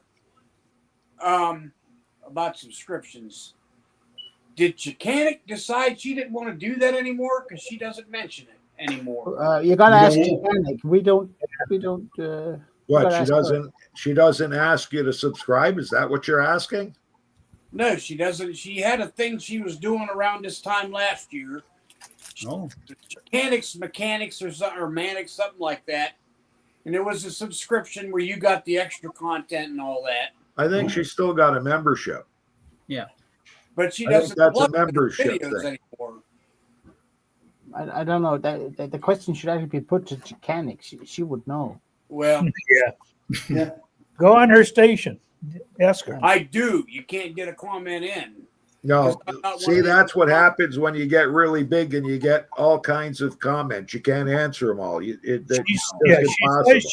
She says she'll answer the first 50. The early ones. Yeah, the early ones. It's the only ones you can answer, and then the rest will come up. Able to answer comments. You do it.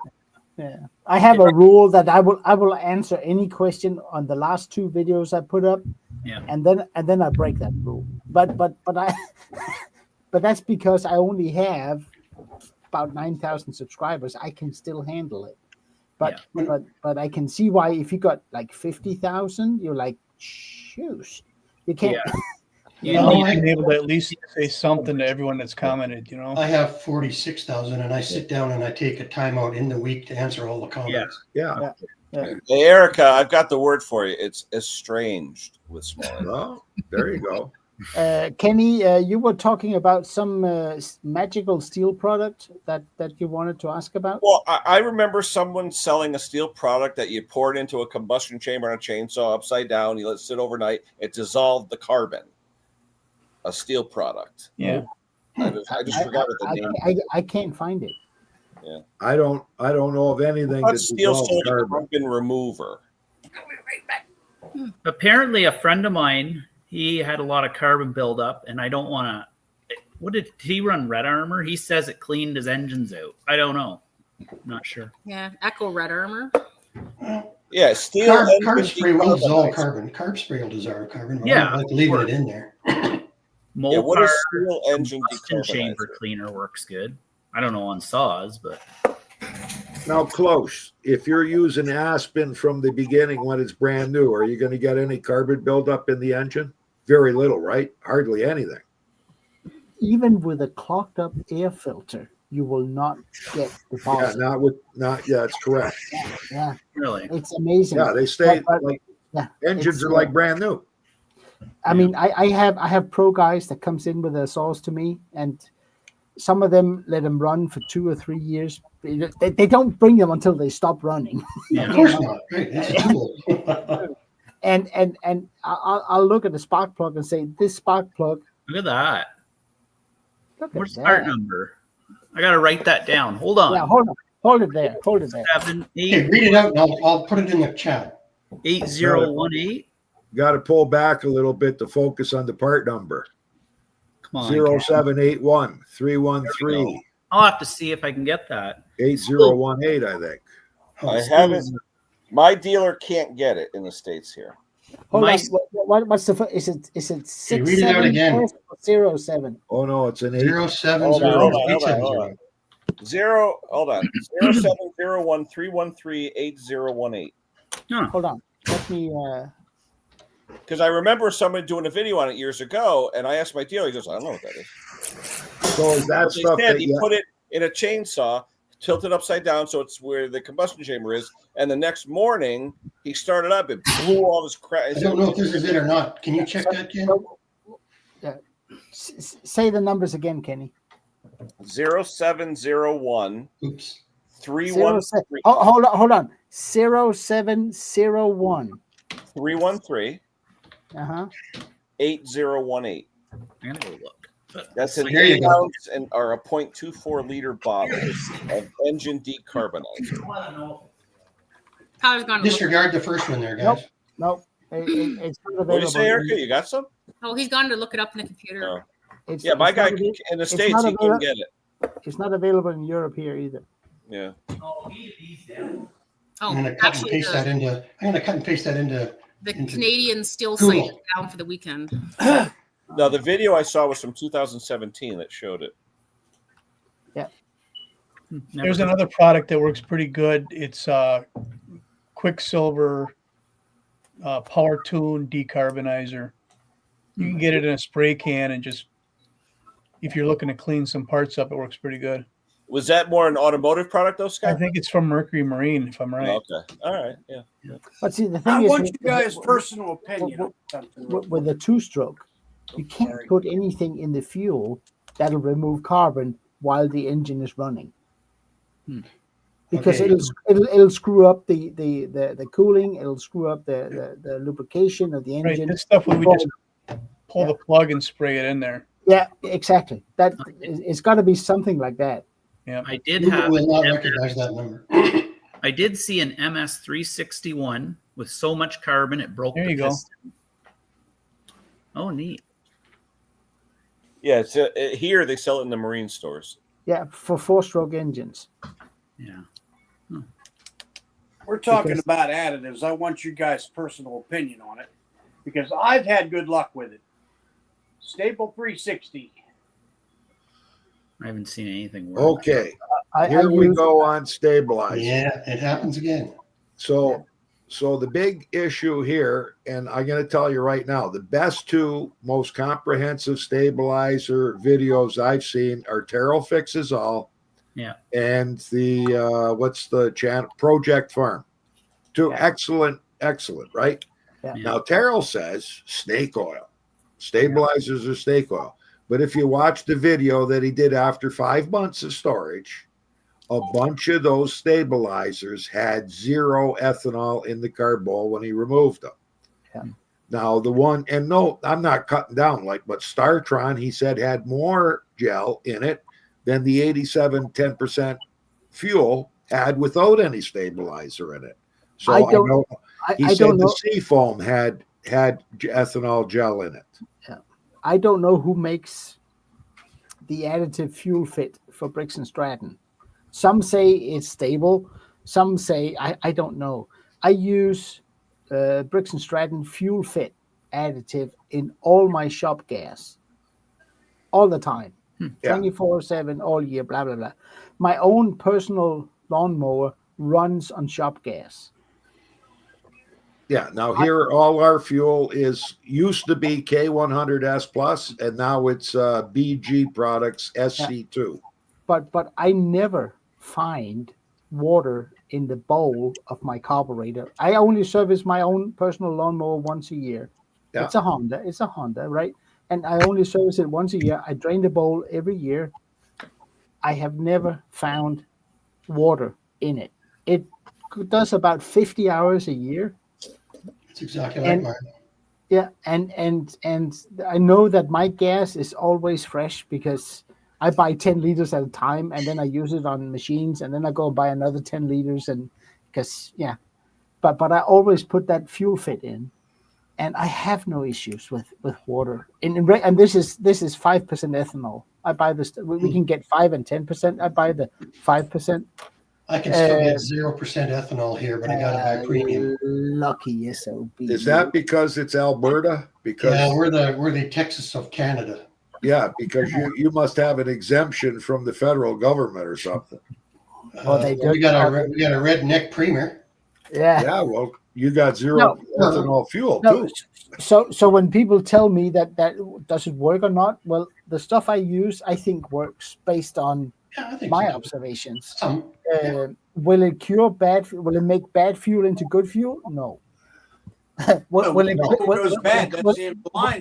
it clean your valves? No. It's just made to keep ethanol suspended in the fuel for longer. Yeah, that's all it does. It's just burn. Yeah. I asked that bit about the Stable 360 because I've got a little All-Pro generator out in the garage. And I had gas in it for 2 years, which was high test, very low ethanol, and I put Stable 360 in it. Just for shits and giggles, I pulled it out not long ago, started in 2 pulls. Yeah. I would rather use the alkylate, to be honest. Yeah. So would I. And if people ask me to winterize a machine, that's what goes in it. Yeah. Once it's either a steel motor mix or steel 4+. And that's to me, that's all come back to bite you in the ass. You know? Yeah. Oh yeah. I mean, it only takes one repair for a carb cleaning that pays for a whole whack of cans of non-ethanol alkylate fuel. Yeah. And also think that some of these some of these preservatives you put in gasoline, if you overdose it, it actually flips on you and works. Yeah. I've got it where the. I mean, I use 100 milliliters. That's the same as a Steel Ultra, one of those one shot for a can type of thing, for 10 liters of fuel. And no more. Don't overdo it because then that product is exposed to the oxygen. Yeah. You know what I did lately though? I've been asking my customers with snowblowers and generators in the past month. Do you want alkylate or do you want like a stabilized type fuel? Because I'll do both. I'll have a 5-gallon can of 10% ethanol premium fuel. You're too much of an engineer, and but I give them the option. No, $10 hold on, for 2 hold gallons on. of this. No, but these people, they don't know. What you got to tell them is, would you like me to winterize your machine so that when you take it out in the spring, fuel will not be an issue? But you know what, Klaus? I get customers that don't give a shit. All they care about is how much for the stabilized garbage fuel and how much for the alkylate. And when I say $10 for this and $48 for that, they say, give me the $10. I run everything out of fuel. That's all I do. Yeah, that's a good. That's what I do. Generators. I have a guy in New Hampshire. I bought him a 5-gallon pail of alkylate. It was only like $5 a quart when you buy a 5-gallon. So it wasn't too bad. It was $90 for the 5-gallon. And he put it in there, and he said for over a year, it starts every single time he pulls it. It's been over a year sitting there. Yeah. Outside. My generator's probably gummed up. Mine too. No, but I mean, we're human beings, guys. Yeah. I mean, if somebody asks you or pays you to winterize a machine or summarize, depending on where it is, but the alkylate fuel is the only way to go. Oh, yeah. No, agreed. Because they just paid you to make sure that if they store it dry, it will run. But I actually had an argument with a customer yesterday. I don't want to use that alkylate crap. I want gasoline. Alkylate is gasoline. It's just highly refined gasoline. Yeah. Well, you said alkylate. Okay. I don't know. That's why I'm saying I never use the word alkylate towards customers. Never. I said, well, I gave him the bottle. He looked at it. He goes, what the hell is this? It says alkylate. Yeah, but he doesn't see my bottle. I keep them in 5-liter jugs. That's how I buy them. And I don't tell him. Yeah, you're like the oil change place where it just comes out of a hose. You don't know where it came from. Yeah, exactly. But it works. I call it storage fuel. Yeah, that's what I tell everybody. Exactly, storage fuel. Yeah, well, that's a good word, actually. That's a really good word. Johnson's small engine, he pushes this Aspen 2 and Aspen 4. Yeah. That's what I use. That's what I use. That's it. Right. Aspen 4. It's excellent. I was watching. He did wonderful. a video here within the last couple of days. He was working on a MTD snowblower with that Powermore engine, and he was showing this Aspen 4, which is for the 4-stroke. Yep. And then the Aspen 2, I guess, is the mix. I checked. My personal chainsaw is a 025 steel, old one. First one I ever rebuilt, and it's a nice little saw. And it's in my cabinet, and I pull it out every 6-8 months, start it up, make sure it's warm, put it back in the shed. And I don't have a use for a chainsaw. Yeah. But I'm unwilling to sell it. So I take Aspen 4 and I mix it with the 2-stroke, and that works great too.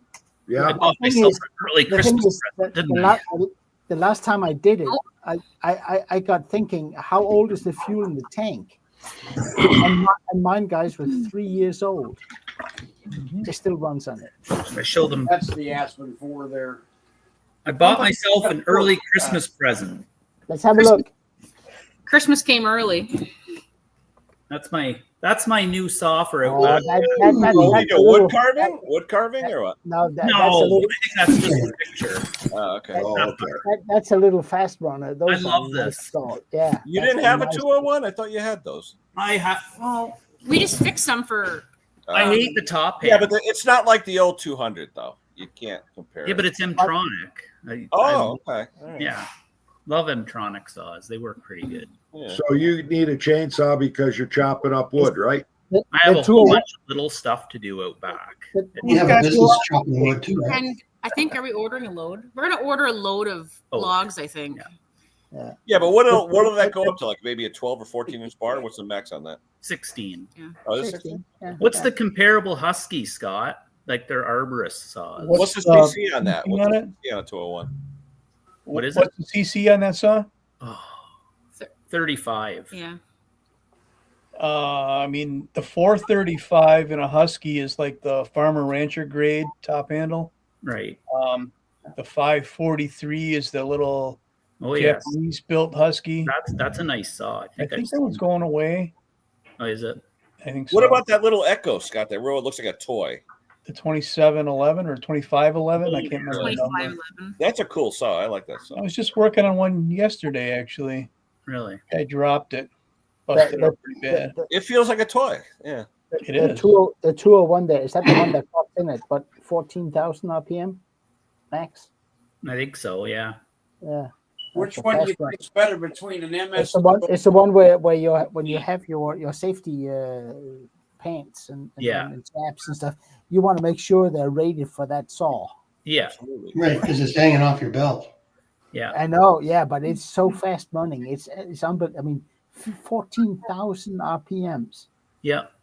Oh, Hey, let me Christmas. Sorry, Christmas came for me too. Let me go grab my present. Yes. This question here from TGM.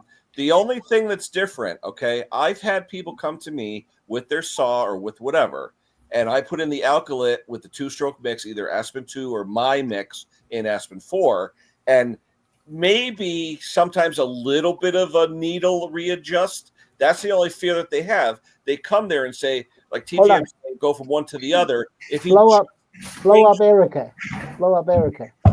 Hold on. But I'm saying, if I just change the fuel, you may have to adjust the screws. You may have to. Yeah. We got. Let's have it. Oh, what is that? Oh yeah. Oh man. Oh, that one's got I didn't read the number. What's the number? That's an 038. This one's got what's that? Is that like a 70? It's an 038. This one has the magnesium tank still on it. Oh, is that West Germany? That's pretty rare to see that tank. Is that a West German or no? Yeah. Yeah. Yeah. That thing takes down big trees. Yeah, before it really does. Yeah. Oh man, that is. I think you could push a 36-inch bar on that, can't you? What's the CCs on that? What is that? Oh, that's a super 67. 67. Yeah. I just hate the way steel doesn't do Echo. Or I mean, at least with Husky, you know right off the bat what it is. Yeah, how do you guys figure out what size they are? Just memorize them or what? Yeah, you got to look at the spec sheet. That's why I can never remember. Yeah, the numbers don't work like they used to. Make no sense. No, the numbers mean nothing on them. It's because you got a 291, which is a homeowner saw, and then you got the 261, which is a professional saw. Yeah, but I thought odd and even made a difference between homeowner and pro. No, like our saw rack out front. We keep them in order from like homeowner, farm, professional, but the numbers, like you would think a 291 is a higher end saw than a 261. It makes no but sense. No, the numbers mean nothing. 261's a pro saw. Yeah. I've got I don't know if you guys know this down here, but I've got a 100cc Homelite that's 60 years old. Cool. And there's no pressure release on it to start it. I had it going last week, and my arm is still sore. Yeah. It takes 3 men and a boy to start that thing. Yeah. Now, are you using alkylate fuel so it'll start up next year? No, I dump it out and run it out of gas. Okay. That was back when chainsaw guys were men. Yeah, ships were made of wood and men were made of steel. There you go. She's mad now. Oh, well, all I gotta say is if I get a chance for Christmas, I'm moving to Alberta. What you got now? This saw was cool. That's a rare saw here. What is that? 440 Arctic. So I can't even see it. Arctic? What does that mean? So heated the handles heat up on this one. Oh, okay. Of course. Yeah. So most of these 440s were just like logged, and I think most of them are wrecked by now. You don't see them very often. It also makes your jaw numb from the handle. That's like a 66 red dot, red eyes. I want one of them. When you have an Arctic saw, is the heated handle the only? Oh, Arctic. I said Arctic. Arctic. Yeah, with the heated grip. Yeah, like winter. Yeah. So, okay, because it's like an XPW in the Husky with the heated grips. Over here, they just have another number. Or is XPG? Okay. I think that handle gets hot because of operation, not because of heated handles. No, it does. It actually has a charging coil under the flywheel. Oh, just like the snow blowers. Yeah. Right. Well, when they have heated handles, they have a thing under the flywheel that generates power for it. Okay. Save it for later. Has anyone ever heard about alkylate with the fuels making the diaphragms go stiff? No, never. No, I haven't. No. Oh, hold on. I didn't. Hey, how about the fallacy? You put the crispy diaphragms in tranny fluid and it softens them right up. Well, it does. It does for a week. It might tell you that the saw is worth fixing. Yeah, or if you can't get the diaphragm you need, stick it in tranny fluid for a few, like automatic tranny fluid for a couple of days. It will soften it up, but it gets you going until your part comes in. But if it fails, there goes your engine. That's what I can't wrap my head around. With a two-stroke, there's no forgiveness. Why would the engine? Because it goes lean. Well, if you put a crappy diaphragm back in, you're just asking for trouble. Yeah, but if you hear your engine going, I'm hoping you shut it off. The thing is, people don't shut it off. They push on. It costs them. That was one thing I didn't really care for the M-Tronic and the Auto-Tune was you could have the most clogged air filter and everything else, and it just keeps feeding it. And can't you get a massive lean-out condition or something? No, it just keeps feeding it fuel. No, it stops at a certain point. It only feeds so much. Yeah. Does it go into like lip home mode and say that's it? That's all you get? I always tell people that when they buy an Auto-Tune saw, they need to get a look into it and get a feel for it. Yeah. So if it ever runs different than it does when it's new, and you recognize that it's running different, that's when you bring it in. Yeah. Anybody that I know that works in the bush just keeps going until it's broken. Yeah. I've seen with Erica's videos, you've got the different color chips and they've had different things. Has Husky had that same experience where they've had like recalls or whatever, where they have chips and different things you got to change out because of design? Are you talking about the fuel solenoids on the steel? Yes. Yeah. That's all built into a module on the side of the carb on a Husky. Oh. And we really haven't, stuff doesn't go bad. Okay. No. So Erica, when you did that video last week and you plugged that saw into the computer, the upgrade kit, I told you that it had run or had been started 8,000 times and it had 1,100 hours on it or something. That was really interesting.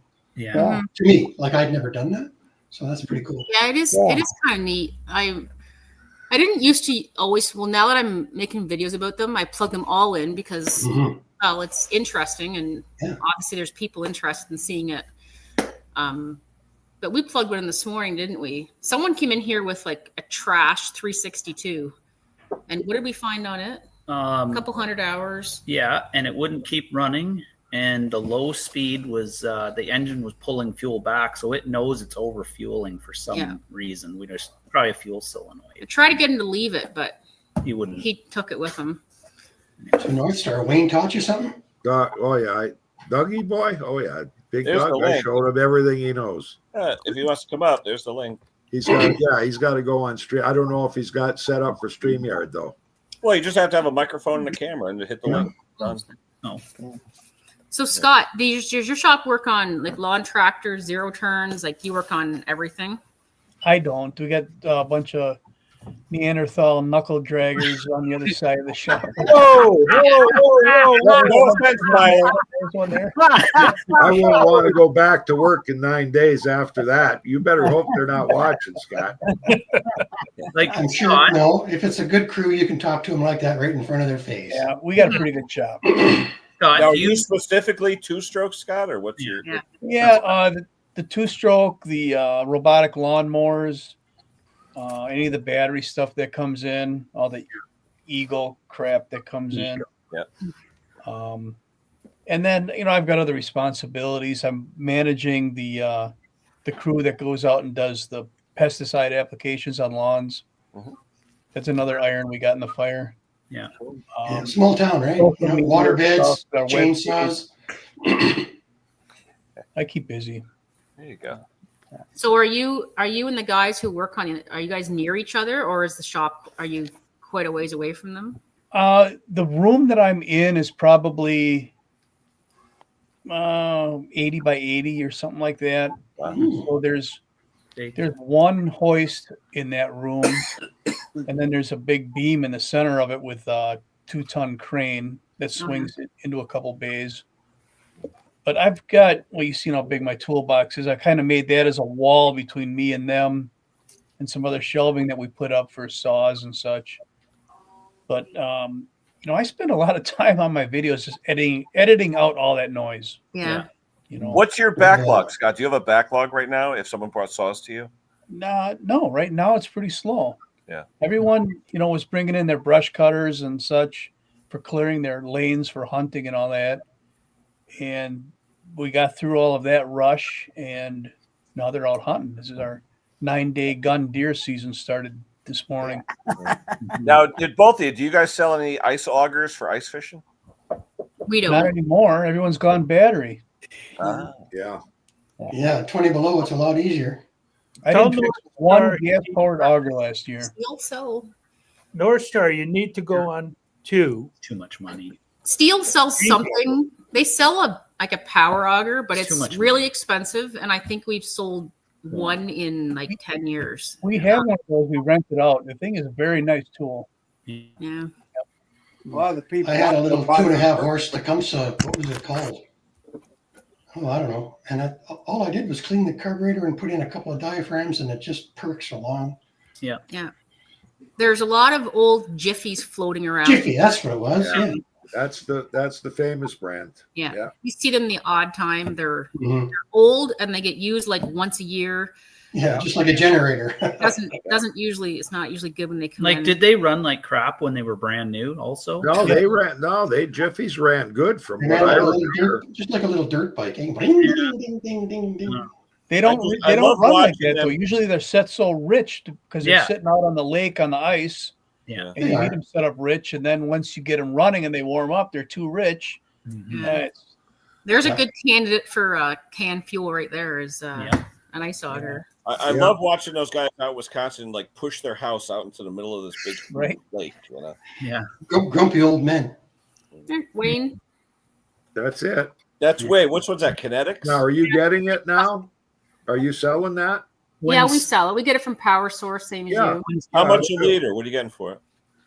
Oh, I don't know. I think we sell it for 15. How much? 12, 15? Yeah, I can't remember. but- Yeah, we sell it for 15, and that includes tax here. Can you get it in the bigger one, like the 100 liter or whatever they call it? I think we can. We carry Yeah. it. Because our 5-gallon, when we do a 5-gallon carry, pill, it's half the price. Yeah, Steel as Jake well. just ordered a 20-liter pail for his Mustang to put it in the Yeah. Mustang. Oh, wow. So if we have trouble getting this, we just There are backup. whatever we can get. The steel stuff. Aspen, we can get that too, right? ESF. Aspen comes out of Quebec here. Hey, I saw that at Princess Auto, Wayne. What's that? Down here.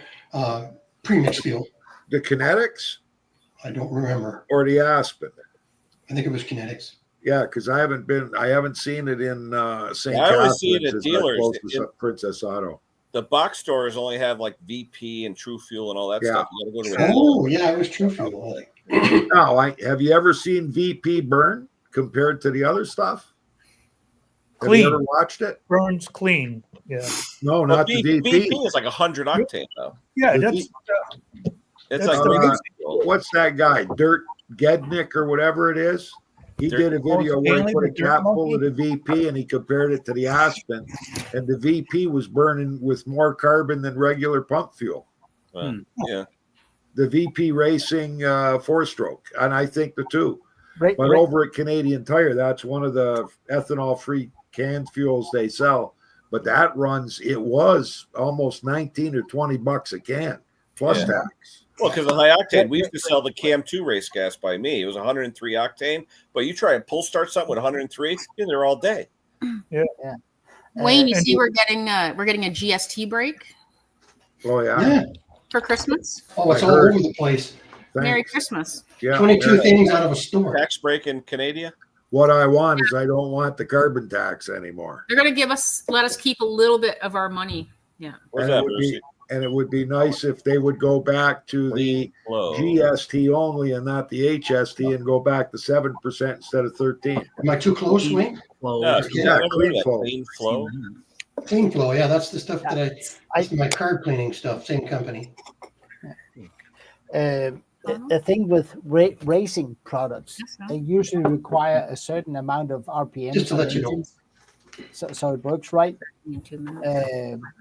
I've had guys that used Castrol makes a two-stroke oil that's called A747. I don't know if you ever heard of it. It's for karting. You know, people that run go-karts. Yeah, high yeah. I RPM. thought you said farting. No, I said karting. Yeah. And I've had people that used it in the two-stroke equipment. It completely gums up. because it can't burn the oil. The same thing goes if you use regular two-stroke oil in an outboard engine, it'll gum up. Doug, you got to turn your camera on. Because they run at a lower temperature. They simply don't burn. Yeah, but you may have something else opened using the camera, so you may, StreamYard should give you a little test before you come on. Yeah, I'll put you in the basement. As soon as I see your face, I'll put you back up.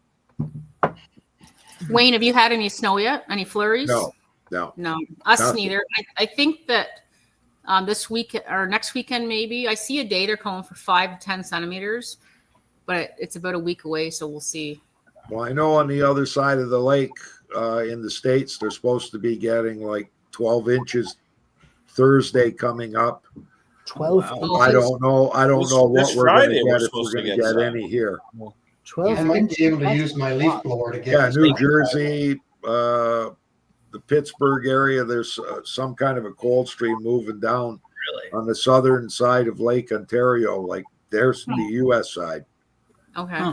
So kind of surprising that we're not getting it here and they're getting it there. It's like it's swung around. Yeah. Usually you guys get the west winds with the normally it comes right off of Lake Erie and hits Port Colborne, eh? Pittsburgh's actually close to me, Wayne. But I don't think Lake Erie's going to freeze again this year. It'll be another year with no ice. Yeah. So I was going to say I might be able to use my handheld leaf blower on this snow today. It's pretty fluffy. Yeah. You guys' snow is too thick for us. It is. Yeah. Ours is normally pretty wet over here. By the time ours hits the ground, it ends up in Saskatchewan. It makes you understand why Mexico is such a wonderful thing for us, because we get 5 months of this. Yeah. Or more. Hey, Wayne, I'll send you a picture of what I did to my spark plug checker so you can see. Oh, okay.